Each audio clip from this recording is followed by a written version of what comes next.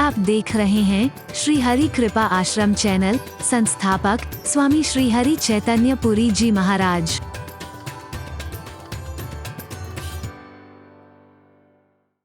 अपने इष्ट के प्रति कैसे आस्था को बढ़ाते रहना है, कम रहने देना है, ये सिखा रहा है तुलसीदास। ध्यान देना, हमारा कृष्ण पूर्ण ब्रह्म है, 16 कला अवतार है और तेरा राम तो अंश अवतार है। आजा हमारे भगवान की पार्टी में, छोड़ दे अपने भगवान को। ये मूर्ख लोग भेदभाव करते हैं। तुलसीदास कहता है, भैया मेरे को कहीं जाने की आवश्यकता नहीं, अब तो मेरी राम के प्रति ही आस्था और बढ़ गई। बोले कैसे? ये जानने के बाद भी कि हमारा कृष्ण पूर्ण 16 का अवतार है और तेरा राम अंश अवतार है। बोले यही जान करके तो विश्वास और बढ़ा। क्यों? ये जान के तो घटना चाहिए था। बड़ा कैसे? बोले मैं आज तक राम को मर्यादा पुरुषोत्तम मानता था, पुरुषों में उत्तम मानता था। आज पता लगा कि वो अवतार भी है। तुम्हारे मुझे चाहे अंश अवतार ही सही, मेरा तो उसी के प्रति और विश्वास बढ़ गया, मेरा तो उसी के प्रति और विश्वास बढ़ गया है। बढ़ाना है रात दिन अपने इष्ट के प्रति और विश्वास, आस्था को कम नहीं होने देना है। किसी भी परिस्थिति में कैसा दृढ़ विश्वास चाहिए मालूम है आपको? गुरु वचनों पर दृढ़ विश्वास देखना चाहते हो तो देख लो शबरी को। स्नान करती है और अपना पूजा कार्य समझ करके मार्ग में झाड़ू लगाती है। स्नान करने के बाद झाड़ू लगाती है, मार्ग के कांटे कंकड़ बुहारती है, पुष्प की पंखुड़ियां बिछाती है, जंगल से फल चुनकर खिलाती है और खट्टे मीठे देख करके उनको दोनों में भर के रखती है। लोग पूछते हैं क्या कर रही है? ना ना तैयारी कर रही है। काय की तैयारी कर रही है? बोले मेरे राम आएंगे। शकल देखी अपनी, तेरे यहां राम आएंगे। बोले आएंगे, देख लेना तुम। शाम हुई, लोगों ने कहा मजाक उड़ाने के लिए, कहो आगे राम। राम आएंगे। और एक दिन नहीं हुआ ऐसा, हमारे साथ एक दिन भी ऐसा हो जाए तो हमारा गुरु और भगवान से विश्वास हट जाएगा। अगर ये हो जाए कि आ रहे हैं हमारे मन में और ना आए, देखा इतने लोगों में हमारी बेइज्जती करा दी। देखो शबरी को ताने सहती है, उपहास का पात्र बनती है, लेकिन कोई श्रद्धा में कमी नहीं है। आप लोग बोलते हो रामा रामा रटते रटते बीती रे उमरिया, रामा रामा।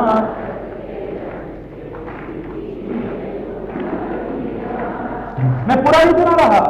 सारी उम्र बीत गई, बुढ़ापा आ गया, कमर झुक गई, लाठी का सहारा ले लिया, अब तो बड़ी मुश्किल से चलती है, लेकिन नित्य क्रम में कोई कमी नहीं है। अभी भी स्नान करना, झाड़ू लगाना, कांटे कंकड़ बुहारना, पुष्प की पंखुड़ियां बिछाना, फल चुन चुन करके लाना, चक चक करके रखना और राम का इंतजार करना, कोई कमी नहीं। एक दिन बन के वृद्ध तपस्वी आए, हमने भी बड़ा मजाक उड़ाया है। हे शबरी मां, आज तेरे को मां कह करके हम तेरा अभिनंदन करते हैं। धन्य है तेरा प्यार, धन्य है तेरी भक्ति, धन्य है तेरा विश्वास, धन्य है तेरी सहन शक्ति। प्रणाम है हे मां शबरी, तेरे को प्रणाम है। शबरी कहती है आंखों में जल भर के, मैं तो आपको प्रणाम करती आई हूं, कर रही हूं और करती रहूं। हम तो इसलिए आए हैं शबरी मां, अब तेरी अवस्था देखकर के हमें रोना आता है। पहले तो मजाक उड़ाया करते थे, अच्छा तो हो चुकी है बिल्कुल, और अभी भी तू ऐसा कठोर काम करती है। ये मां अब बंद कर दे, देख लिया तूने, सारी उम्र बीत गई, राम को कुटिया पर आने वाले नहीं है। उस निर्बल कमजोर गुरु की गुड़िया में जैसे शक्ति का संचार, कैसे कैसे हो राम नहीं आएंगे? तुम कैसे कैसे हो राम नहीं आएंगे? बोले हम कह रहे हैं, हमको भी अनवर है, राम को कुटिया पर नहीं आएंगे। बोले जाओ यहां से, राम एक दिन मेरी कुटिया पर अवश्य आएंगे। अभी भी इतनी इंतजार करनी, इतना इंतजार करने के बाद भी तेरे मन से विश्वास नहीं आता। बोले मैं हटेगा करूं। किस आधार पर तू कह रही है कि राम अभी भी एक दिन तेरी कुटिया पर आएंगे? शबरी बड़े आराम से कहते हैं, अरे ऋषियों, मेरे गुरु मतंग ऋषि ने कहा था एक दिन तेरी कुटिया पर राम आएंगे। मेरे गुरु का वचन कभी झूठा नहीं हो सकता है, एक दिन अवश्य। गुरु वचनों पर दृढ़ विश्वास ऐसा चाहिए जैसा शबरी का है। गुरु वचनों पर विश्वास कैसा चाहिए जैसा पार्वती का है। किसके लिए तपस्या कर रही हो? शंकर के लिए कर रही हूं। किसके सिखाने पर? बोले नारद के सिखाने पर। बोले नारद का कहना मान करके रामायण में पढ़िए किसका घर बसा है। मन कपटी तन सज्जन सीन्हा आप सरिस सब ही चलती। ये नारद चिन्ह तो संतों के धारण करता है, पर मन का बड़ा कपटी है। ये तो अपने जैसा भिखारी सबको बनाना चाहता है। अरे इसका मान करके किसका घर बता है ये पार्वती। चाहे वो एड्रेस दे देते हैं मेरे को दो चार, किस का घर बर्बाद नहीं किया है इस नारद के बच्चे ने। सप्तऋषि कहते हैं, रामायण में पढ़ के देखिए, दक्ष सुतन कर घर निभाया। दक्ष के पुत्रों का घर भी नारद ने बर्बाद किया। कनक का सिप कर पुण्य सुहारा। हिरण्यकश्यप का भी हाल हुआ। उसके पुत्र कैलाश को ऐसी पट्टी पढ़ाई, वो अपने पिता से विरोध कर बैठा और एक दिन भगवान को याद करके अपने पिता को मरवा देता है। एक नारद की पढ़ाई हुई पट्टी के कारण। चित्रकेतु का घर, चित्रकेतु का घर किसी ने बर्बाद किया है, एड्रेस ले है। इस नारद का मान करके किसी का घर बसा नहीं करी। वो कहती है बसहु भवन उजरहु नहीं डरहूं। बोलो, पर नारद वचन न मैं परिहर हूं। मैं नारद के वचनों का त्याग नहीं करूंगी। क्यों? बोले गुरु के वचन प्रतिनिधि नहीं, सपने सुलभ न सुख सिद्धि ही।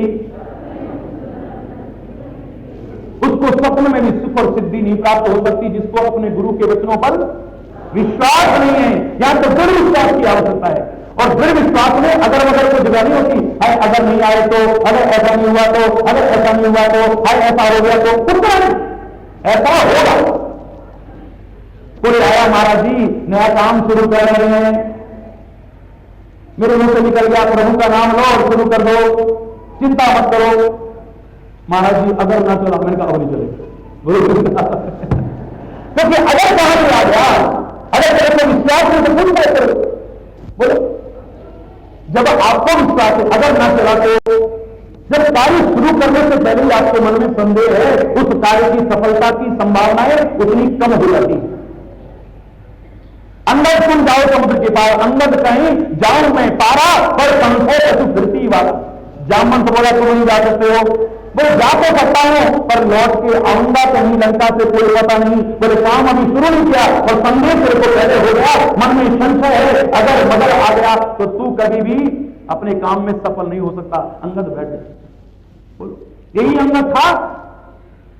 आज संशय है और लंका कांड में पढ़िए, जब दूत बन के जाता है मन में संशय है, चले वो निशंका, तब शंका थी, और आज कैसे जा रहा है लंका की ओर? निशंक होकर के जा रहा है, निर्भीक होकर के जा रहा है, दृढ़ विश्वास के साथ जा रहा है। और प्रत्यक्ष प्रमाण दिखाया, सारे कथा नहीं सुना रहा मैं। रावण के दरबार में अंत में जब रावण नहीं मानता है तो अपना पैर जमा देता है और कहता है अगर पैर किसी ने हिला दिया तो फिर हूं राम सीता मैं हारे। खाली सीता को नहीं, ए रावण सीता तो तेरे चंगुल में है, मैं राम और सीता दोनों को तेरा गुलाम बना करके चला जाऊंगा, एक बार मेरा पैर हिला करके दिखा दे। सारा दरबार मिल करके हार गया, लेकिन अंगद का पैर नहीं हिला। लौट करके आया राम दल में, सारे पूछने लगे कहो क्या हुआ, कहो क्या हुआ। सारी कथा सुनाई अंगद ने, और जब ये कहा कि अंत में मैंने ये कहा अगर मेरा पैर कोई हिला दे तो मैं राम को और सीता को रावण तेरा गुलाम बना के चला जाऊंगा। हाहाकार मच गया चारों ओर।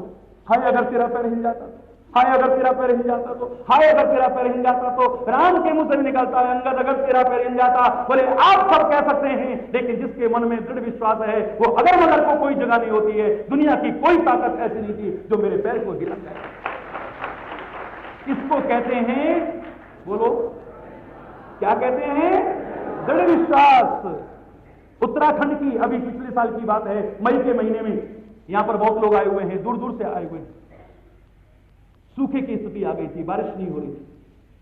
ईश्वर की कृपा से जब हम वहां पहुंचे, और तो दृश्य लाखों लोग सुनाते हैं, और मैं लोगों से कहा करता हूं क्षमा चाहूंगा, इसमें मेरी कोई शक्ति और सामर्थ्य नहीं है, ये तुम्हारे विश्वास का परिणाम है और उसके नाम की महिमा है। मैं उसी को दिखा रहा हूं, कोई अपना गुणगान करने नहीं आया हूं, ना अपनी शक्ति का प्रदर्शन करने आया हूं। असंख्य आप लोग चमत्कार सुनाते हो, वो महाराज जी के चमत्कार नहीं है, ना भगवान कुछ दे सकता है, ना गुरु दे सकता है, ना संत दे सकता है, ना देवी देवता दे सकता है। मैं दावे से कहता हूं, देता है तो हमारा विश्वास देता है। विश्वास नहीं है तो कुछ नहीं मिलता है, विश्वास है तो दुनिया क्या कुछ ले रही है। झोलियां भर रहे भाग्य वाले, बोलो लाखों पतितों ने जीवन संभाले, रंग राजा बने भक्ति रस में तने, कष्ट भागा साथी सारे जगे। जाग जा, अपने विश्वास को जगा, अपनी शक्तियों को जगा, सब कुछ मिलेगा तेरे को। लेने वाले के पास कमी हो सकती है, तेरा आंचल छोटा पड़ सकता है, तेरा पात्र छोटा पड़ सकता है, लेकिन देने वाले के दरबार में आपके विश्वास में कमी हो सकती है, लेकिन देने वाले के यहां कोई। जल तो बरस रहा है, लेकिन आपने बर्तन ही उल्टा रख दिया तो क्या मिलेगा। जल तो बरस रहा है, लेकिन अपने बर्तन में छिद्र कर दिए, आपको क्या मिलेगा। जल तो बरस रहा है, पात्र भी सीधा है, लेकिन ढक करके रख दिया, तुम्हें क्या मिलेगा। खोलो अपने मस्तिष्क की खिड़कियों को, खोलो हृदय के द्वार खोलो, विश्वास को जगाओ, फिर देखो क्या नहीं मिलता है। मैं वहां पे गया, सारे कहने लगे महाराज जी अकाल की स्थिति आ गई है, यहां पर बैठे हैं सैकड़ों लोग वहां। महाराज जी, मैंने कहा महाराज जी कुछ नहीं कर सकते। नहीं, वहां पर ऐसा हुआ था, वहां पर ऐसा हुआ था, वहां पर ऐसा हुआ था, वहां पर। मैंने कहा मत सुनाओ, वो सब उसकी कृपा का परिणाम था। कल ऐसा करना, सब मिल के प्रार्थना करना भगवान से, मैं भी करूंगा, आप भी करना, हो जाएगा। ये सच्ची घटना है, सच्ची घटना बिल्कुल। हाथ उठाइए जो लोग, ये देखिए आप उधर देखिए, ये सच्ची घटना जिन्होंने देखी, सारे उस दिन पहुंचे प्रार्थना में। ध्यान देना, किसी के पास छाता नहीं है, किसी के पास। एक नन्हे से बच्चे को सब डांटने लगे, बेवकूफ, ये छाता लेके आने की क्या जरूरत थी। अरे ना धूप है ना बारिश हो रही है, हल्के हल्के बादल तो रोज रहती थे, बारिश नहीं होती थी। बोले अरे पागलो, तुम जाना यहां से भीगते हुए, महाराज जी और हम मिल करके प्रार्थना करें और बारिश ना हो, ऐसा हो नहीं सकता है। बारिश अवश्य होगी, और उस समय मैं तो छाता लगा के जाऊंगा, तुम बारिश में भीगते भीगते जाओ। उस बच्चे का वास्तव में देख करके मेरी आंखों में आंसू आ गए, और लोगों के विश्वास का और प्रार्थना का फल था। आधा घंटा नहीं बीता, पता नहीं कहां से काले बादल मंडरा करके आए और वहां पर बरस करके लोगों को आनंद। दृढ़ विश्वास की आवश्यकता है, तो हिले डुले नहीं, डगमगाए नहीं, जरा जरा सी बात में, जरा सा मेरे मन के अनुकूल ना हुआ, मेरी आस्था घट गई, मेरी श्रद्धा घट गई, मेरा विश्वास कम हो गया। ना ना, दृढ़ विश्वास हो, क्या नहीं मिलेगा। मैं दावे से कह रहा हूं, तुम सच्चे विश्वास के साथ, दृढ़ विश्वास के साथ आगे बढ़ो, ईश्वर कदम कदम पर तुम्हें सहारा देगा। आ जाओ, जो शुरू में उदाहरण शुरू किया था वहीं पे याद है। वो व्यक्ति कष्ट परिपूर्ण जीवन जी रहा है, बाधाओं से परिपूर्ण जीवन जी रहा है, संघर्ष में जीवन जी रहा है, लेकिन प्रभु से विश्वास, बोलो ना, भगवान का नाम नहीं छोड़ा, भगवान का पल्लू पकड़े रखा। अति नहीं हो छड़ना दोबारा तेरा सोहणिया। बच्चे बोल रहे थे उस दिन भजन, हम नहीं छोड़ेंगे, नहीं छोड़ा उसने। भगवान के नाम का प्रताप, उसके विश्वास का प्रताप, भगवान की कृपा का प्रताप, वो दुख परिपूर्ण समय समाप्त हुआ, सुख आया, आनंद आया, अच्छी खुशियां मिलने लगी, धन धान्य, सुख समृद्धि, ऐश्वर्य और प्रभु भक्ति ये निरंतर बढ़ने लगी। खाली यही नहीं, वो भी जरूरी है। मैं आपको आशीर्वाद भी, क्या शुभकामना भी, और ईश्वर से प्रार्थना करता हूं कि आप फलो फूलो, पर इतना जरूर कहूंगा, पर मूल को मत भूलो। फलों भूलो पर मूल को मत भूलो। अगर जड़ को भूल गए, मूल को भूल गए, तो सोच लो फिर वृक्ष का ज्यादा देर फलना फूलना आसान है। हमेशा नहीं फले फूलेगा। घना वृक्ष है, कटने के बाद भी कुछ दिन हरा भरा रहता है, फलता फूलता सा लगता है, लेकिन अब फल फूल नहीं सकता क्योंकि जड़ पर आघात हो गया है। भगवान का नाम तो मूल है, जड़ है, इसको नहीं छोड़ना है। ध्यान देना, नहीं छोड़ा तो आज अनुकूल स्थिति आने लगी। मन में आया कि भगवान की कृपा के बिना ऐसा नहीं हो सकता था। ये अवश्य भगवान की कृपा है जो मेरा अनुकूल समय आने लगा है, अच्छा समय आने लगा है। हे प्रभु, बार बार धन्यवाद। दुख इस बात का कई बार होता है मुझे कि आप लोग बहुत अच्छे हो लेकिन कुछ गलत कर जाते हो। कई बार कई लोग बहुत अच्छे क्या हो कि आपको कोई कुछ देता है, आप उसे थैंक यू बोलते हो ना, बोलो ना। छोटा मोटा भी कोई गिफ्ट दे दे आपको, आप उसे थैंक यू बोलते हो। कितने अच्छे हो आप, कृतज्ञता ज्ञापित करते हो, धन्यवाद देते हो। और जब तक वो गिफ्ट रहता है, जब तक उसको याद रखते हो, तब तक याद रखते हो। ये कहां से लिया? बोले खरीदा नहीं जी, फलाना लेके आया। जब तक गिफ्ट रहा उसकी याद रही। छोटा सा गिफ्ट जिसकी कीमत आंकी जा सकती है, जिसे कभी ना कभी रिटर्न करने की कोशिश करूंगा, उसे तो मैं पाकर के थैंक यू बोलता हूं, धन्यवाद बोलता हूं। लेकिन जिसने वो गिफ्ट लेने लायक बनाया, जिसने अनमोल गिफ्ट दिए, जिसकी कीमत भी नहीं आ सकता, कभी लौटाने की सोच भी नहीं सकता हूं, उसको याद करने में शर्म आती है, उसे धन्यवाद नहीं देता हूं। दुख मुझे इस बात का होता है। घड़ी किसी ने दी तो थैंक यू, लेकिन घड़ी पहनने लायक जिसने बनाया उसे थैंक यू नहीं। कोई जूते मोजे ले आया तो थैंक यू, जिसने जूते देने लायक बनाया। पैर ना दिए होते कोई जूते लाता मेरे लिए, कहता इसके मतलब की चीज नहीं है। हाथ ना देता वो तो भैंस देता कोई। हर कोई महाराज जी नहीं है, क्योंकि महाराज जी तो कुछ पहनते नहीं और ना कभी पहनेंगे, क्योंकि एक ही गहना ऐसा पहन लिया है प्रभु नाम का, और कोई अच्छा ही नहीं करता। जवान का भी श्रृंगार उसके नाम से किया है, कानों का श्रृंगार भी उसके नाम से किया है। आप लोगों से सुनता हूं, मैं खाली सुनाता नहीं हूं, इसलिए पहले आ जाता हूं, सुनता नहीं। आंखों का श्रृंगार भी उसके नाम से किया है। रात दिन भक्तों को और संतों के ही दर्शन देती हैं ये आंखें, तो ऐसा श्रृंगार किया है। अब कोई श्रृंगार अच्छा ही नहीं लगता है। ये भी आप लोग जो पहना देते हो ना, आप सोचो महाराज जी को शौक नहीं है, दिन भर में कितने हजारों पहनते हैं, तो उतारी क्यों नहीं महाराज जी? क्योंकि घुंघरूले बाल है ना, उलझ जाते हैं ना, तो इसलिए लास्ट में उतारता हूं बड़ी मुश्किल से। ध्यान देना। तो इधर देखिए ध्यान से, जिसने वो तोहफे लेने लायक बनाया, उपहार लेने लायक बनाया, उसे कभी धन्यवाद नहीं।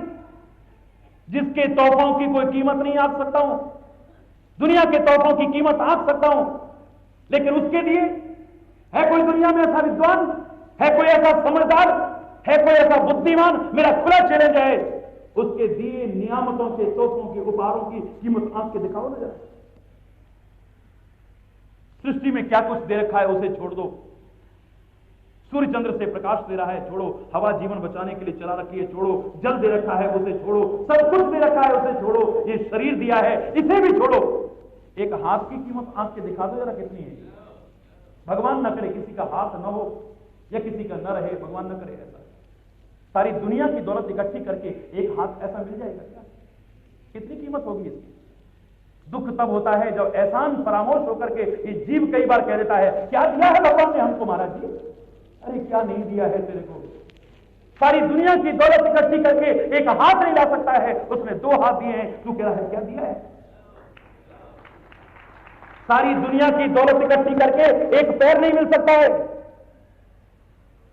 उसने दो तेरे को फ्री फंड में दिए, कहता क्या दिया है? दुनिया की दौलत इकट्ठी करके अगर नसें सूख जाएं, कान में सुनने की शक्ति वापस नहीं आ सकती है, दो कान सुनने के लिए दे, कहते क्या दिया है? देखता हूं लोगों को जिनकी किडनी फेल हो जाती है, गुर्दे फेल हो जाते हैं, कई लोगों को देखा है। बाहर से जो गुर्दा मिलता है वो भी उसी का दिया हुआ है, उसकी तो कीमत आप आंक ही नहीं सकते हो। खाली उसको फिट करने में, ट्रांसप्लांट करने में, प्रत्यारोपण में ही 7, 8, 9 लाख रुपए खर्च हो जाता है। उसके बाद भी मेरी बॉडी उसे एक्सेप्ट करेगी कि नहीं, कोई गारंटी नहीं है। बॉडी स्वीकार करेगी नहीं, कोई गारंटी नहीं। कहते हो क्या दिया है? 2-2 किडनियां, 2-2 गुर्दे तुमको फ्री फंड में दे रखे। लाखों करोड़ों में एक आंख खांचे में फिट की हुई, ऐसी प्राकृतिक नहीं मिल सकती। कहते हो क्या दिया है? 2 आंखें फ्री फंड में दे रखी है उसने। जिसके पास बोलने की शक्ति ना हो, सारी दुनिया की दौलत खर्च कर दे, ये जवान नहीं बोल सकती। तुमने इतनी अच्छी बोलने के लिए जवान दिए, कहते हो क्या दिया है? उसके दिए यंत्रों में जरा सी खराबी आ जाए, मरम्मत में लाखों खर्च हो जाते हैं। इस हार्ट की कीमत तो क्या आंकोगे? इस हार्ट में खराबी आ जाए तो 5, 6, 7, 8 लाख रुपया खर्च हो जा रहा है, फिर भी सामान्य जीवन नहीं। ये मत खाना, ये मत करना, वो मत करना, ऐसा मत करना। कहते हो क्या दिया है?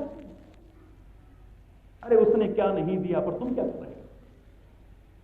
जरा नाम उसका क्या ले लिया? ऐसे लगता है एहसान कर रहे हो, हमने इतना तेरा नाम लिया भगवान, पर तूने हमारे साथ ऐसा क्यों कर दिया?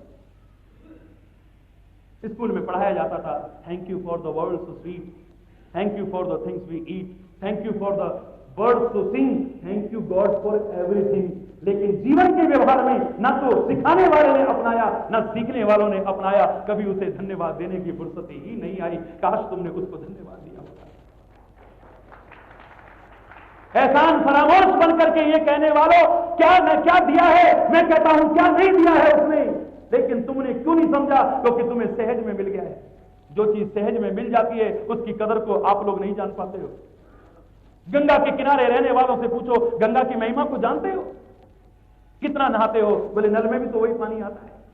लोग कष्ट उठाएंगे, की यातनाएं झेलेंगे, पैसा खर्च करेंगे, घर में गीजर के गर्म पानी से नहाएंगे, ठंड में दिक्कत होती है, लेकिन फिर भी उत्साह, उमंग, श्रद्धा, आस्था देखो, बुरा हाल है। और जगप्पा भैया की दादाजी नहीं आए ना, उन्होंने कहा था मेरे नाम की भी एक डुबकी लगाना। जयगप्पा भैया की बुरा हाल हो रहा है, लेकिन दादाजी नहीं आए, चाचा जी नहीं आए, बुआ जी नहीं आई, उन्होंने कहा उनके नाम की भी डुबकी लग रही है। वाह, गंगा के किनारे के लोगों ने तो उसे गंदा कर दिया है।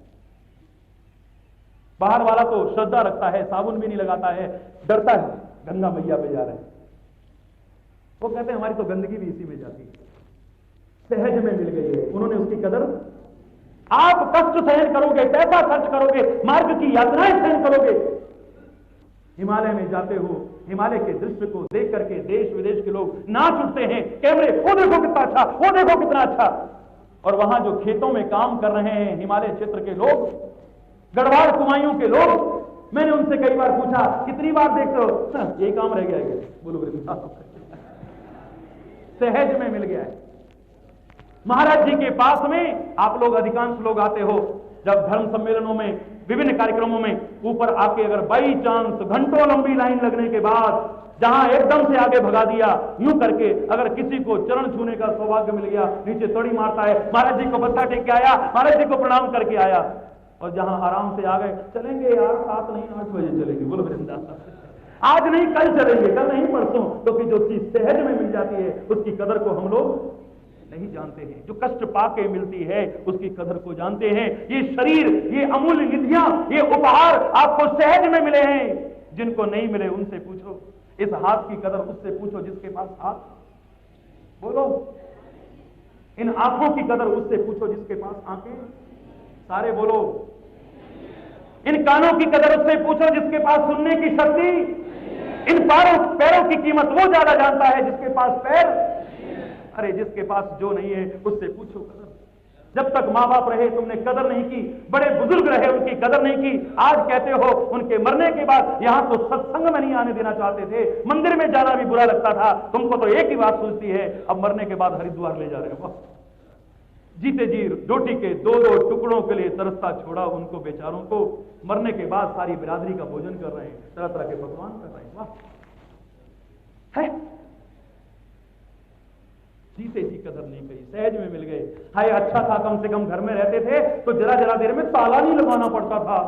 जब से सासू जी खत्म हुए ना, ससुर जी खत्म हुए ना, जब से मम्मी पापा खत्म हुए ना, अब तो जरा सा बाजार सब्जी लेने जाओ तब ताला लगाना पड़ता है। अब कदर पता लग रही है। क्यों होता है कि नहीं ऐसा? जीते जी कदर नहीं की, मरने के बाद कदर करते।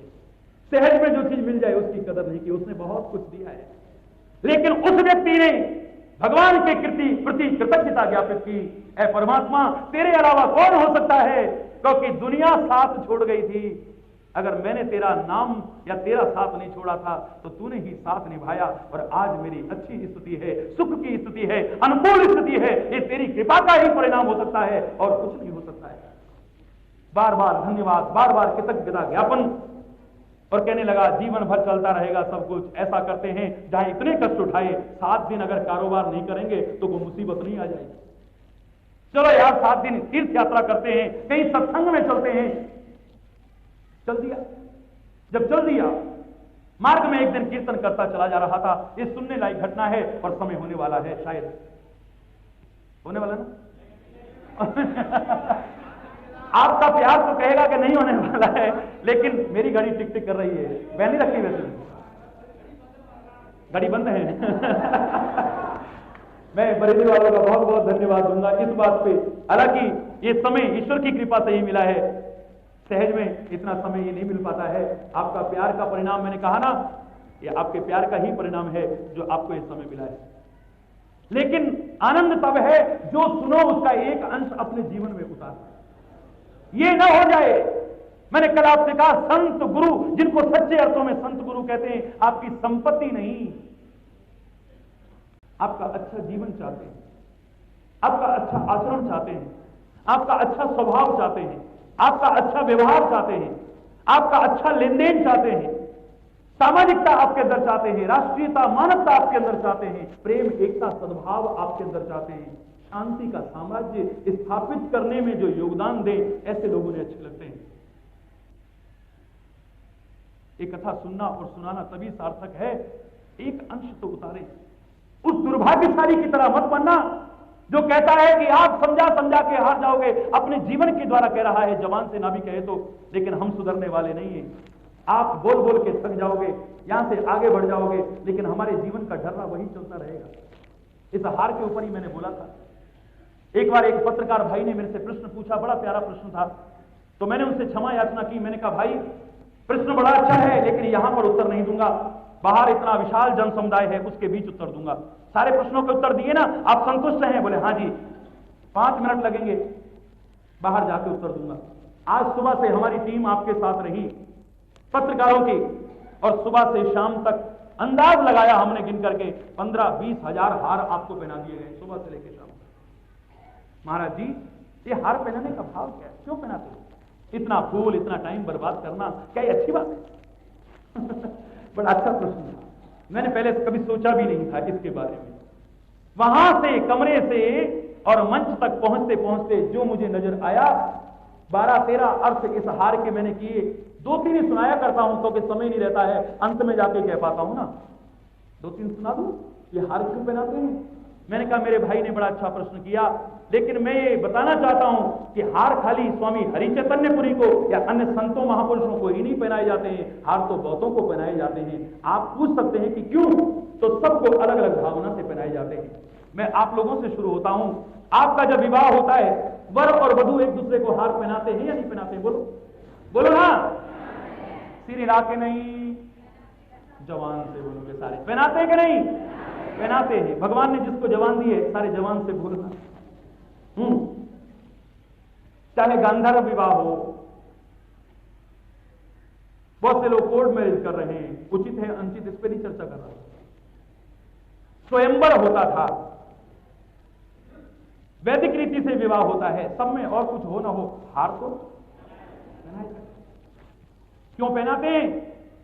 मुझे लगता है कि उन बच्चों से कह रहे हैं कि तुम एक नया जीवन शुरू करने जा रहे हो। जीवन में याद रखना, आज वर ने हार दिया, वधू ने स्वीकार किया, वधू ने हार दिया तो वर ने स्वीकार किया। ऐसे ही जीवन में बहुत सी ऐसी छोटी छोटी बातें आएंगी, अगर उन्हें आपने प्रतिष्ठा का प्रश्न बना लिया तो याद रखना, तुम्हारा घर परिवार टूट सकता है, बिखर सकता है। उन छोटी छोटी बातों में भी जिन्हें प्रतिष्ठा का प्रश्न बना करके आपका घर परिवार टूट सकता है, उन्हें प्रतिष्ठा का प्रश्न मत बनाना। उनमें हार भी स्वीकार करनी पड़े तो कर लेना, इसमें तुम्हारा घर बना रहेगा, परिवार टूटेगा। वही ममता, वही अपनापन मिलेगा। ये मां शब्द जिसके साथ भी जुड़ा है, उसके जीवन का मार्गदर्शन, आपके जीवन का उत्थान कर सकता है। याद रखना। नदियों के साथ भी मां शब्द जुड़ा है ना। गंगा मां, यमुना मां, गोदावरी मां, कावेरी मां। इस हिंदुस्तान में तो, इस भारतवर्ष में नदियों को भी मां कहा है। गंगा मैया की, बोलो ना, कोई बुरी बात तो नहीं है। गंगा मैया की क्या सिखाती हैं नदियां, वो भी सिखा रही है। क्या सिखाती हैं महाराज जी? जीवन में लक्ष्य निर्धारित करो। उसके सामने लक्ष्य है समुद्र। आपके जीवन में लक्ष्य क्या है? What is your aim? पूछा जाएगा आपका लक्ष्य क्या है जीवन में? अधिकांश लोगों का कोई लक्ष्य नहीं है, एमलेस है जीवन। और मैं कहा करता हूं, जिसके जीवन में कोई लक्ष्य नहीं है वो जीवन भर कुछ ना कुछ करता तो है, लेकिन हासिल कुछ नहीं कर पाता है। लक्ष्यविहीन मानव का जीवन कैसा है? जस्ट लाइक ए पेंडुलम, घड़ी के पेंडुलम की तरह है। जैसे घड़ी का पेंडुलम होता है ना, जब तक चाबी है हिलता है, लेकिन एक कदम भी आगे नहीं बढ़ता है। ऐसे ही जीवन भर बेचारा करता तो है कुछ ना कुछ, लेकिन हासिल नहीं कुछ कर पाता, कुछ हासिल नहीं कर पाता है। वो मजा नहीं है उसके जीवन में। जिसे उपलब्धि मानते हैं वो मानव जीवन की उपलब्धियां नहीं है। याद रखना इस बात। लक्ष्य है नदी के सामने, अपने जीवन में लक्ष्य बनाओ, ये सिखा रही है नदियां। यथासंभव व्यर्थ के उलझाव और टकराव से बचने की कोशिश करो, ये सिखा रही है नदियां। नदी के रास्ते में कोई पहाड़ या चट्टान आए, लड़ती नहीं है, झगड़ती नहीं है। अरे तूने हमको क्या कम समझा है? आज तो अपनी अपनी शक्ति के प्रदर्शन में लगे हुए सब लोग। हमको क्या कम समझा है तूने? हट यहां से। ना बाबा ना। नदी कहती है तू यहीं खड़ा रह, तू बहुत बड़ा है, बड़े बाप को बस तेरा सम्मान करती हूं। जहां से जगह मिली वहां से निकल जाता है पानी। व्यर्थ के उलझाव और टकराव से बचने का संदेश देती हैं नदियां। आप भी यथासंभव व्यर्थ और उलझाव के टकराव से बचने की कोशिश करो। जीवन में शांति अगर चाहते हो, आनंद चाहते हो, जहां तक हो सके टालो। कुछ नहीं रखा है लड़ाई में, झगड़े में कुछ नहीं रखा है, व्यर्थ के विवाद में कुछ नहीं रखा है। आपसी प्यार, एकता और सद्भाव को बढ़ावा दो, मिलजुल करके बढ़ो। इसका नाम है जनकपुरी। क्या नाम है? भगवान राम ने भी दर्शन देकर के जनकपुरी के लोगों को कृतार्थ किया था। भगवान राम ना सही, आज भगवान राम की कथाएं लोगों को कृतार्थ कर रही है। जनकपुरी के लोगों धन्य हो जो आपके अंदर इतनी श्रद्धा हो रही है। आज उनके चरित्र सुन करके और गा करके हम लोग इस धना को, इसका नाम भी जनकपुरी है। प्यार, एकता, सद्भाव का संदेश दिया था मेरे राम ने। मुझे बड़ा अच्छा लगा यहां जब मैंने देखा। पिछली बार सनातन धर्म मंदिर में मैं गया था, आप लोगों के प्यार से देखा था। बिल्कुल बगल बगल में है, कोई विवाद नहीं है, आपस में मिलजुल करके एक दूसरे के साथ, सहयोग के साथ, विभिन्न मत और संप्रदायों के वो स्थान देखने को यहां पर मिले जो पूरे भारत में मुझे देखने को नहीं मिले। मैं इस बात की प्रशंसा करता हूं आपकी, बहुत अच्छा लगा मेरे को। लेकिन बाहर दिखावे से मत जुड़ना, दिलों से जुड़ना आपस में। दिखावे के लिए खाली सबको एक मंच पर लाने की कोशिश मत करो, थोड़ा दिल से जुड़ने की कोशिश करो। आज मानव का मस्तिष्क तो बहुत विशाल हो गया है, पर लगता है हृदय सिकुड़ गया है, दिल बहुत सिकुड़ गया, छोटा हो गया है दिल बहुत। सगे भाई के लिए भी जगह नहीं है इस दिल में, जिनको अपना कहते हैं उनके लिए जगह नहीं है, सारी दुनिया के लिए तो क्या होगी। एक दूसरे को देख करके खुश नहीं है, खास तौर से तरक्की देख करके तो खुश नहीं है, ईर्ष्या होती है, जलन होती है। मैंने कहा था कोई आज व्यक्ति अपने अभाव से उतना दुखी नहीं जितना किसी के बढ़ते हुए प्रभाव को देख करके दुखी है। ये क्यों बढ़ रहा है, ये क्यों फल फूल रहा है, ये क्यों तरक्की कर रहा है। अपने अभाव से इतना दुखी नहीं है जितना किसी के बढ़ते हुए प्रभाव को देख करके दुखी है। ईर्ष्या होती है, जलन, भाई भाई को देख करके खुश नहीं है, एक दूसरे को देख करके खुश नहीं है। मेरी आपसे प्रार्थना है, आपने बहुत आदर्श रखा है इस जनकपुरी में। मैं एक चीज कह करके और जाऊंगा, जो कहीं कहीं कभी कभी लगता है, मजा तब आएगा। दिमाग तो बहुत हमारे विशाल हैं, हम बहुत कुछ कर रहे हैं, लेकिन अगर हृदय से आपस में जुड़ जाओ, एक दूसरे के साथ दिल से जुड़ जाओ तो मजा आ जाएगा। लोगों की दूरियां बहुत कम होती जा रही हैं, लेकिन दिलों की दूरियां बढ़ती जा रही हैं। लोगों की दूरियां कम हो रही हैं। आज यहां बैठे बैठे व्यक्ति अंतरिक्ष में बैठे आदमी से बात कर रहा है, बोलो।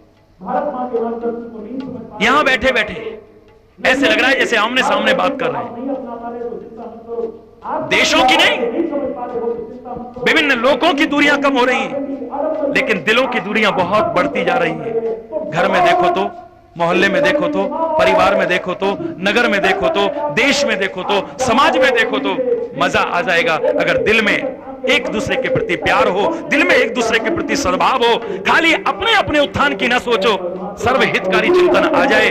मजा आ जाए जब सारे मिलकर के इस देश के लिए, इस धर्म के लिए, इस संस्कृति के लिए समर्पित हो जाओ, सारे मिलकर के एकजुट होकर के काम करो। ये देश आगे होगा, ये आगे होगा तो तुम भी आगे हो जाओगे। मजा आ जाएगा, आनंद आ जाएगा जीवन का। याद रखो, एकजुट होकर के करो। कर तो रहे हो सब लोग, मिल करके करो, मजा आएगा, बहुत मजा आएगा। एक दूसरे की भावनाओं की कदर करना सीखो, एक दूसरे का सम्मान करना। किसी को हीन समझ करके उसका अपमान मत करो, उसका तिरस्कार मत करो, उसकी उपेक्षा मत करो। सबकी दुआएं, सबकी शुभकामनाएं, सबके आशीर्वाद लेकर के चलो, आपको जीवन में सफलता मिलेगी। नदियां सिखा रही हैं हमको, व्यर्थ के उलझाव और टकराव से बचो, अपने लक्ष्य की ओर निरंतर बढ़ते रहो। मार्ग में बाधाएं आएंगी, कठिनाइयां आएंगी, परीक्षाएं आएंगी, घबराना मत, चलते रहना। चरई वहती चलते रहो, चलते रहो, तुम अपने लक्ष्य को एक दिन प्राप्त कर लोगे। जैसे नदी सागर तक पहुंच करके अपने आप में परम शांत हो जाती है, ऐसे ही आपको परम शांति का अनुभव होगा, परम आनंद का अनुभव होगा। एक बार अपने लक्ष्य की ओर बिना घबराए आगे बढ़ करके तो देखो, मजा आ जाएगा। ये मां शब्द जिसके साथ भी जुड़ा उसने हमें सिखाया है। ये मां ममता का वाचक है, स्नेह का वाचक है, वात्सल्य का वाचक है। तो परमात्मा पर आ गए थे हम, आ गए थे ना? कहां आ गए थे बोलो, कहां आ गए थे? परमात्मा। उसका प्यार मिल जाए, उसकी कृपा मिल जाए तो फिर और क्या चाहिए। परमात्मा की कृपा कई दिन से आप सुन रहे हैं, आज 4-5 दिन हो गए, पहले रोहिणी में फिर यहां। कृपा, हर एक ने इसके महत्व को स्वीकार किया है। परमात्मा की कृपा यदि हो जाए तो असंभव भी संभव हो जाता है। गुरु की कृपा हो जाए तो असंभव भी संभव हो जाता है। लेकिन मैंने कहा था कि आत्म कृपा के महत्व को मत नकारना। बीच में वो छोटी सी बात रह गई थी, परमात्मा और आत्मा का अंतर। मैंने कहा था कि परमात्मा का ही अंश है ये जीव। नुक्ते के हेर फेर में मुझसे जुदा हुआ, नुक्ता उलट के रख दिया, खुद ही खुदा हुआ, किसी शायर ने कहा है।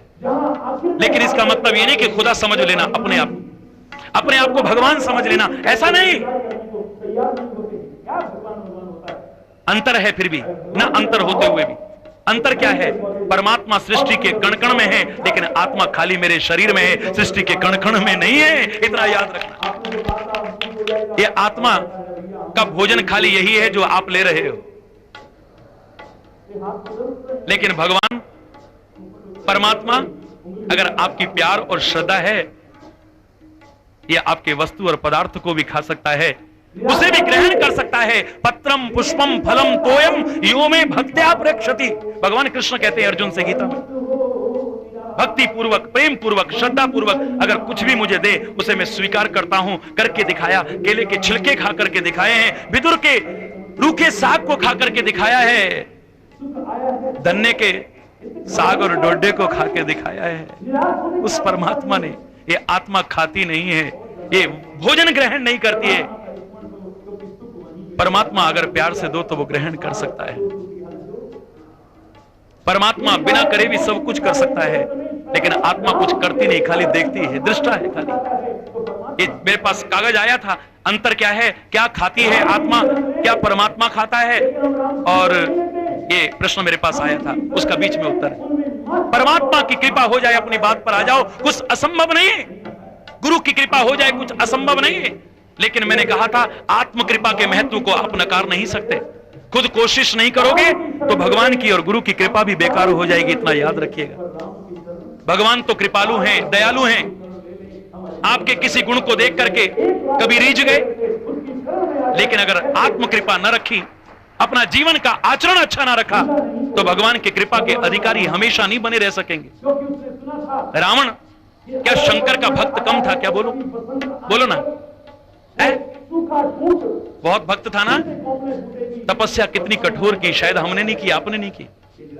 ओम नमः शिवाय का जाप आपने और हमने इतना नहीं किया जितना उसने किया।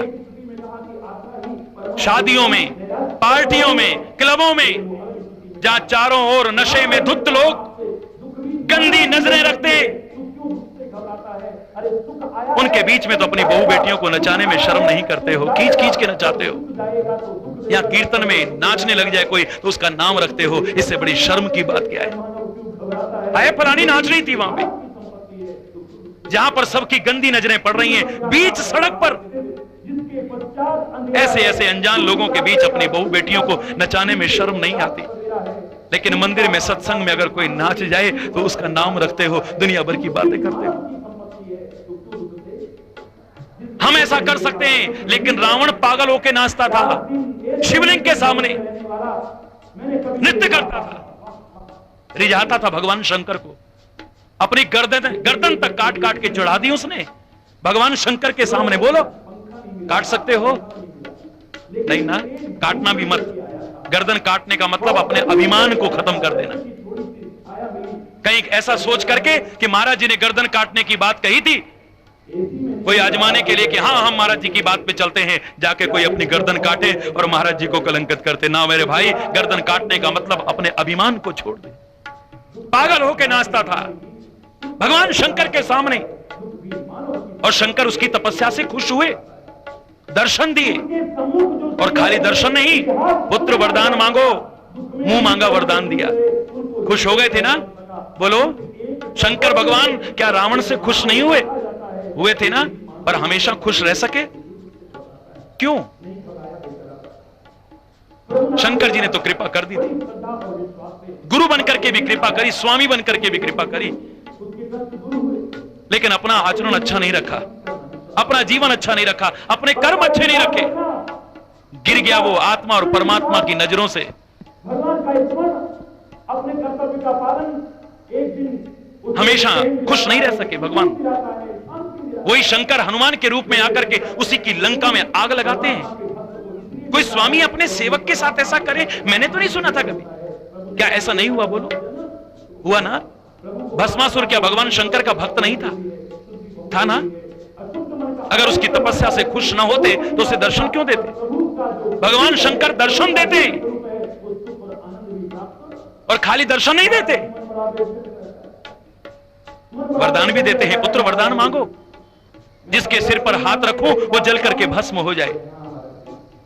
लेकिन जब प्राप्त शक्ति का दुरुपयोग करता है जीव, प्राप्त वस्तु और धन का दुरुपयोग करता है जीव, प्राप्त पद का दुरुपयोग करता है जीव, तो ना तो वो पद रह पाता है हमेशा, ना वो धन रहता है, ना वो शक्ति रहती है, ना वो सामर्थ्य रहती है, वो हमेशा नष्ट हो जाता है।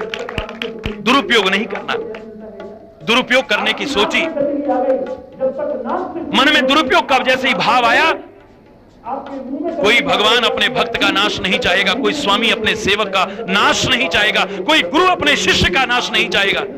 लेकिन आज शंकर प्रार्थना करता है कि अब इससे मेरी रक्षा करो, इसका नाश करो परमात्मा। खुद प्रार्थना करके भस्मासुर का नाश करवाते हैं। अगर मेरा जीवन अच्छा ना हुआ, आचरण अच्छा ना हुआ, तो भगवान हमेशा खुश नहीं रह पाएंगे। उनकी कृपा का हमेशा मैं अधिकारी नहीं बना रह सकूंगा। अपना जीवन भी अच्छा बनाना है, अपने कर्म भी अच्छे करने।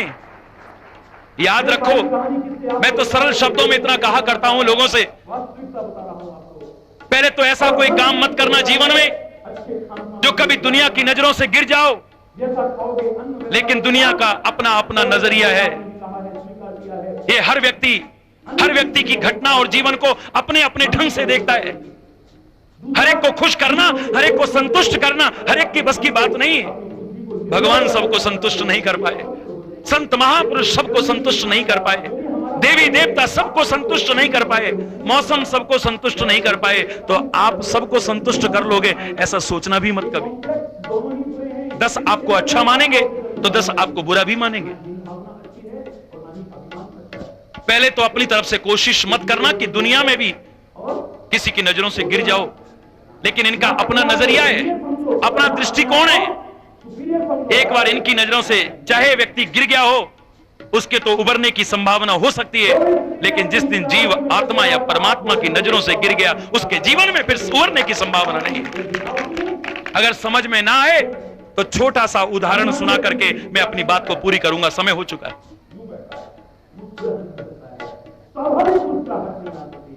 क्यों? हो गया ना? हाँ, हो चुका है। भगवान श्री राम वानरों से कहते हैं, वाह वानरों, क्या पुल बनाया है तुमने।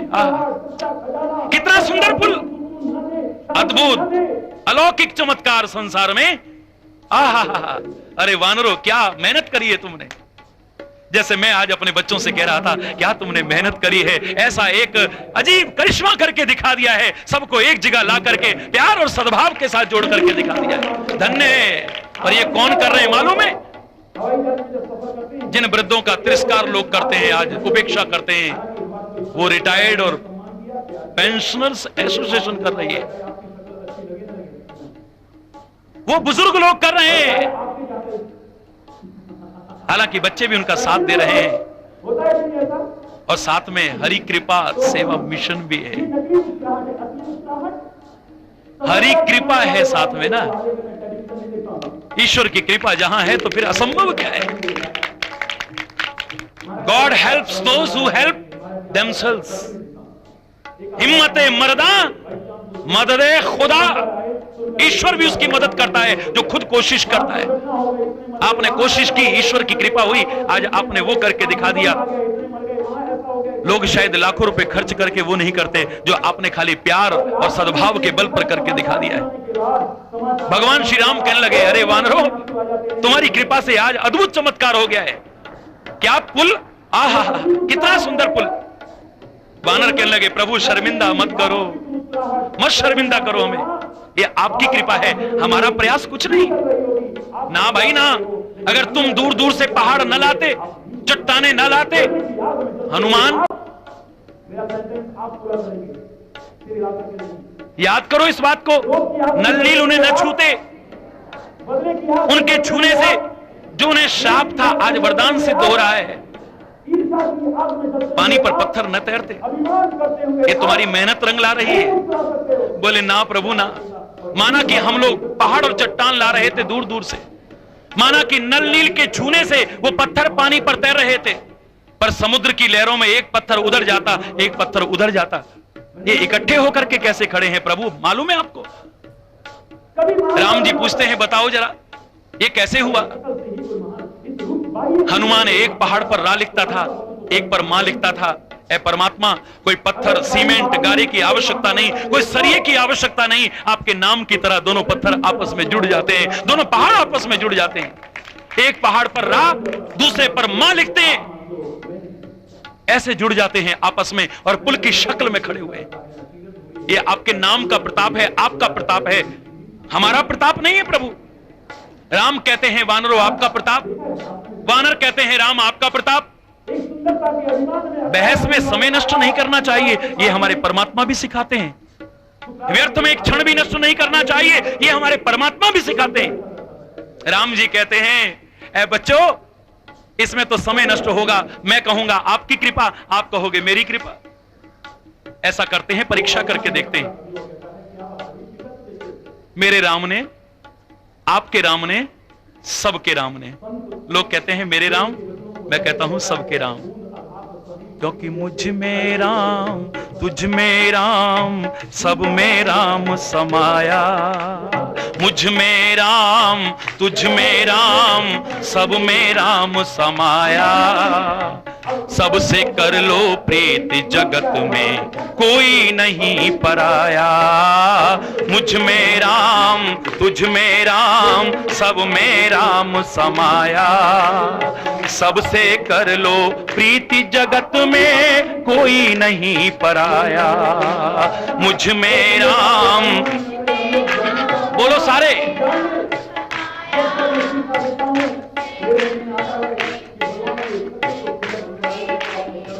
कोई नहीं पराया, कोई नहीं पराया।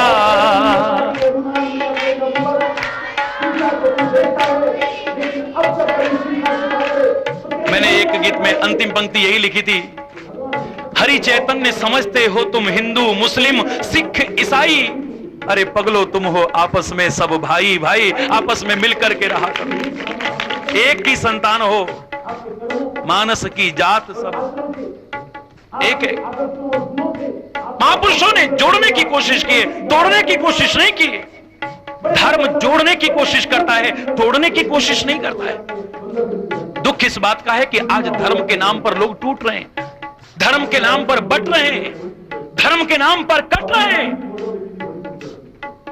बड़े खुश होते हैं हमारी संस्था ने इतनी तरक्की की है, हमारी संस्था ने इतनी तरक्की की है। धर्म के नाम पर बटो मत, धर्म को बदनाम मत करो। धर्म जोड़ता है, तोड़ता नहीं। जिस दिन आपस में सारे एक हो जाओगे, उस दिन आप समझ लेना कि आप धर्म के मार्ग पर चल रहे हो, धर्म का कार्य कर रहे हो। धर्म के नाम पर टूटने और बटने की, कटने की कोशिश कभी मत करना। ध्यान देना। मैं तो सीधी सीधी बात पर आता हूं। मैं कह रहा था, मेरे राम जी ने, तुम्हारे राम जी ने, सबके राम जी ने एक छोटा सा कंकड़ उठाया और उठा करके कहने लगे, बहस में समय नष्ट न करो, परीक्षा करके देखते हैं, अभी पता लग जाएगा कि किसकी कृपा है। कैसे प्रभु? भाई तुम्हारे फेंके बड़े बड़े पहाड़ तैर रहे हैं, तुम्हारी फेंकी बड़ी बड़ी चट्टानें तैर रही हैं। अगर मेरे में कोई शक्ति होगी तो क्या मेरा छोटा सा कंकड़ नहीं तैरेगा? बोलो बोलो ना, सारे बोलो ना, तैरेगा ना? सारे वानरों ने बिल्कुल ऐसे ही कहा, सब सेवकों ने ऐसे ही कहा जैसे आप लोग कह रहे हो। ये मत सोचना बंदर कह रहा हूं, अरे राम का तो बंदर क्या, अगर कुछ भी बनने का मौका मिल जाए, हमारे परम सौभाग्य है। उनकी सेवा का मौका किसी रूप में भी मिल जाए, ये तो परम सौभाग्य है। यही जवाब मिलता है, हे राम आप देख करके, हे परमात्मा देख लो, आजमा लो। राम ने उठाया कंकड़, मैं किसी को फेंकता नहीं, क्षमा चाहूंगा, इस पुष्प को वापस रख रहा हूं। उस छोटे से कंकड़ को उठा के जैसे ही सागर में फेंका, हाहाकार मच गया, त्राही त्राही मच गई। खोदा पहाड़, निकली चुईया। अरे जिनको हम भगवान समझते थे वो तो हमसे भी गए गुजरे हैं। हमारे फेंके बड़े बड़े पहाड़ और चट्टान भी तैर रहे थे, इनका तो छोटा सा कंकड़ भी डूब गया। हाहाकार मच गया सारी सभा में, सबका मन सेवा से हट गया, वो उत्साह समाप्त हो गया। हनुमान खड़े हुए ऊंची चट्टान पर। हनुमान कहते हैं, अपने विचार को मत छोड़ो। अरे तुम्हारे फेंके बड़े बड़े पहाड़, तुम्हारी फेंकी बड़ी बड़ी चट्टान भी इस सागर में क्यों तैरी, और प्रभु का छोटा सा भी कंकड़ क्यों डूबा? इसका कारण तो कुछ और है। राम जी भी कहने लगे, इसमें क्या कारण हो सकता है भाई? अब क्या कारण हो सकता है? हनुमान कहता है, प्रभु मैं बताता हूं, और हे वानरों तुम भी ध्यान से सुनो, मैं बताता हूं और आपको भी बता रहा हूं, आप भी इसे ध्यान से सुनिएगा।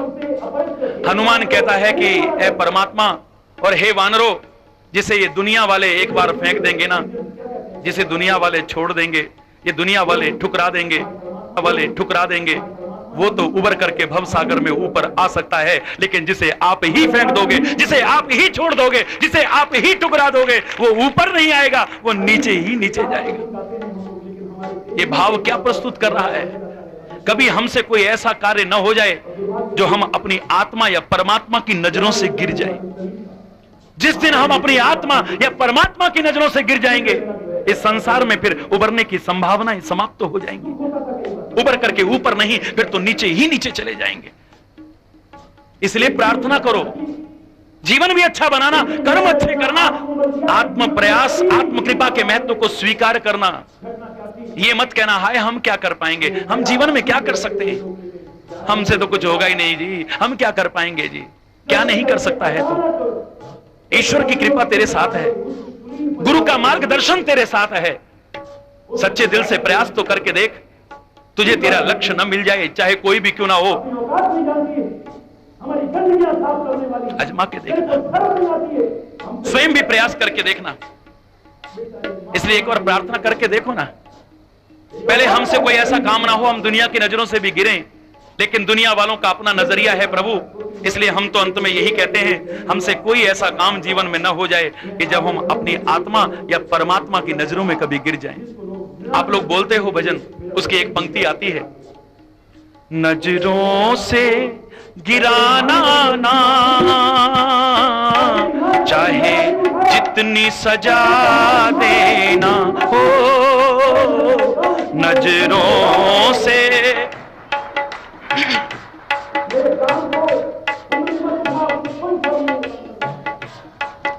ऐ परमात्मा नजरों से गिराना ना,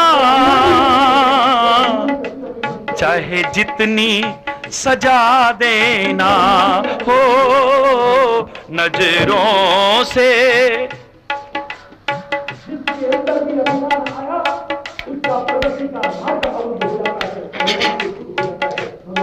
नजरों से जो गिर जाए, दुनिया की नहीं, नजरों से जो गिर जाए, तेरी नजरों से जो गिर जाए,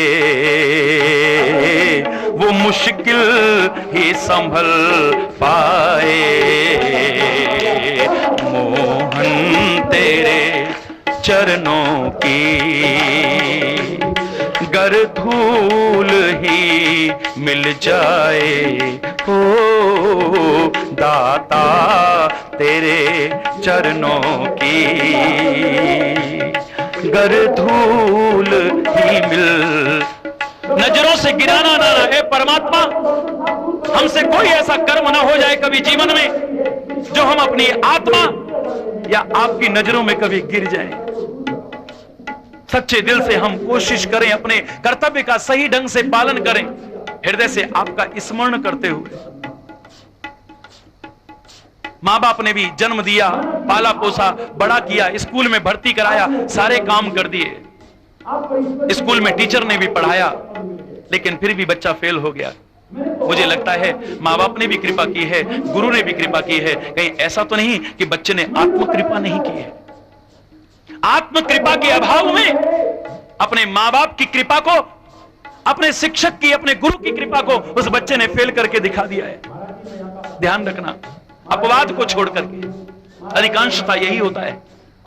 ठीक ऐसे ही परमात्मा भी कृपा करें, गुरु भी कृपा करें, लेकिन हम अपना जीवन अगर अच्छा न बना पाए, अपने प्रयास ठीक से न कर पाए, अपने कर्तव्य का ठीक से पालन न कर पाए, हम आत्म कृपा के महत्व को स्वीकार न कर पाए, तो इन कृपाओं को भी बेकार करके दिखा देंगे। भगवान की कृपा को, गुरु की कृपा को कभी बेकार करने की कोशिश मत करना। जो न तरे भव सागर नर समाज अस पाए, सो कृत निंदक मंदमती आत्मा हन गति जाए। रामायण के शब्द बता रहे हैं कि प्रभु की कृपा, गुरु की कृपा भी हो गई, लेकिन आत्म कृपा के अभाव में सारी कृपाएं बेकार कर दी इस मानव ने।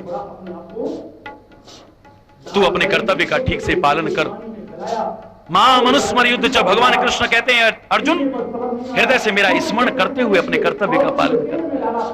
फिर देख, तू अपनी चिंता इतनी खुद नहीं कर पाएगा जितना मैं तेरी चिंता करूंगा कदम कदम पर। गुरु तेरी चिंता करेगा कदम कदम पर।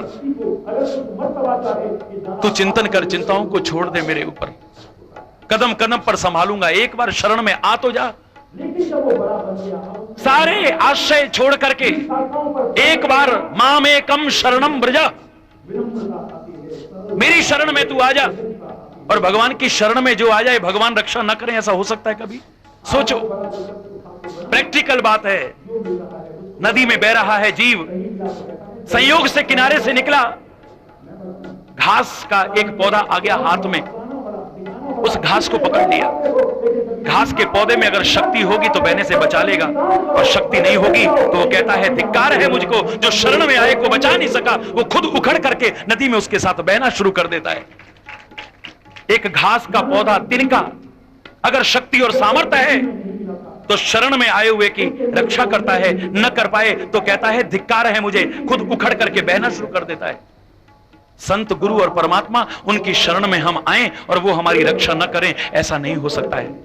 कर्म अपना करना, कर्तव्य अपना करना, सच्चे हृदय से परमात्मा का स्मरण करते हुए, गुरु और संतों के बताए रास्ते पर चलते हुए आपके जीवन में आपको वो मिलेगा शायद आपने कभी कल्पना भी ना की हो। आपको सुख मिले, आपको चैन मिले, आपको सुकून मिले, आपको शांति मिले, आपको आनंद मिले। बार बार यही कामना करता हूं, लेकिन उसके लिए आपको अपना जीवन, अपना आचरण, अपना मन पवित्र बनाना बहुत जरूरी है। मैंने परसों कहा था, महाराज जी मन बड़ा बेचैन रहता है, चैन नहीं है, शांति नहीं है, सुख नहीं है। मैंने कहा बेटा एक बात बताओ, आंख में अगर गंदगी आ जाए, जब तक आंख से दूर नहीं होती, आंख को चैन मिलता है क्या? बोलो ना, सारे बोलो। इसी बात के साथ पूरा करेंगे और भंडारे का प्रसाद भी आप लोग लेकर के जाएंगे। आंख में अगर गंदगी आ जाए, जब तक आंख से दूर नहीं होती, मेरी आंख को चैन नहीं मिलता है। मेरे कान में गंदगी आ जाए, जब तक कान से दूर नहीं होती, क्या कान को चैन मिलता है? सारे बोलो ना। आंख में गंदगी आ जाए, आंख से दूर नहीं होती, आंख को चैन। कान में गंदगी आ जाए, जब तक कान से दूर नहीं होती, मेरे कान को चैन।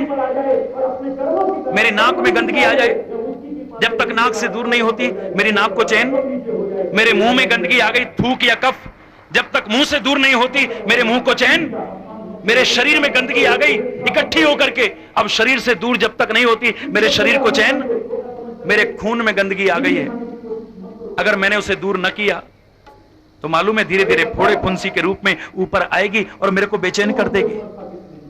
गंदगी चाहे कहीं भी हो, मुझे चैन नहीं देती। जैसे अंग में गंदगी आ जाए, जब तक अंग से दूर नहीं होती, उस अंग को चैन नहीं मिलता है। शरीर में गंदगी आ जाए, शरीर से दूर नहीं होती, शरीर को चैन नहीं मिलता है। तो मेरे बच्चों, मेरे भाइयों, मेरी बहनों, मेरे बुजुर्गों, मन में आई गंदगी भी जब तक मन से दूर नहीं होगी, इस मन को भी चैन मिलने वाला हरगिज नहीं है। मन पवित्र होगा तभी प्रभु मिलेंगे। निर्मल मन जन सो मोहि पावा, मोहि कपट छल छिद्र न भावा। न प्रभु को पा सकते हैं, न सुख आनंद पा सकते हैं, न चैन और सुकून पा सकते हैं। मन के विकारों को दूर करके, गंदगी को दूर करके, दोषों को दूर करके, प्रभु का नाम लेते हुए अपने कर्तव्य पथ पर निरंतर आगे बढ़ें। आपको आपका लक्ष्य मिले, आपको सुख मिले, आपको आनंद मिले, प्रभु की कृपा मिले। क्योंकि तुम्हारी कृपा है तो दुश्मन का डर क्या, तुम्हारे गुलामों को खौफो खतर क्या। कृपा की नजर से जब तुम देखते हो, करेगी किसी की भला बद नजर क्या। इतना याद रखिएगा, चरण में जो शरण में जो चरणों के सर आ चुका है, खिलाफ उसके उठाएगा कोई सिर क्या। बनाते हो बिगड़ी हुई बात जब तुम, बिगाड़ेगा नाचीज कमतर वशल क्या।